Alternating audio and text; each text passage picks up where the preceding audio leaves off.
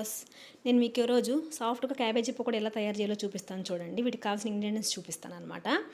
టేస్ట్కి తగినంత సాల్ట్, నేను 1.5 కప్పు వరకు క్యాబేజ్ తీసుకున్నాను. శనగపిండి 1 కప్పు, 1/2 కప్ కార్న్ఫ్లోర్, 2 పచ్చిమిర్చి, కరివేపాకు, జింజర్ పేస్ట్ 1 స్పూన్ తీసుకున్నాను అనమాట. తర్వాత నేను ఎలా ప్రాసెస్ స్టార్ట్ చేయాలో చూపిస్తాను చూడండి. ఇప్పుడు శనగపిండి వేసుకుంటున్నాను.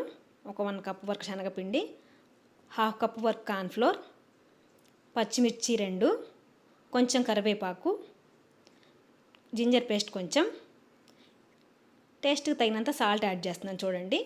చూసుకుని యాడ్ చేసుకోండి మీరు కూడా.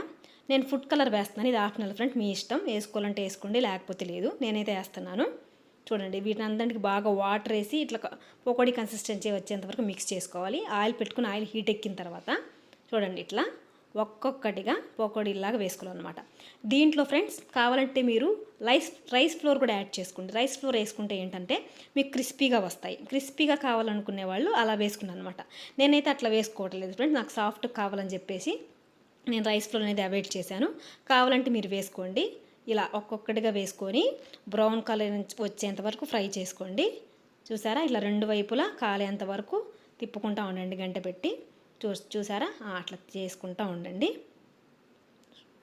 చూసారు కదా ఫ్రెండ్స్ ఎంత సాఫ్ట్గా వచ్చాయో. చాలా సాఫ్ట్గా ఉన్నాయి, చాలా అంటే చాలా సాఫ్ట్గా జ్యూసీగా కూడా ఉన్నాయన్నమాట. మీరు ఎలా ఉన్నాయో నాకు కామెంట్ చేయండి ఫ్రెండ్స్. ఎలా ఉన్నాయో ఒకసారి కామెంట్ చేయండి. Thank you friends.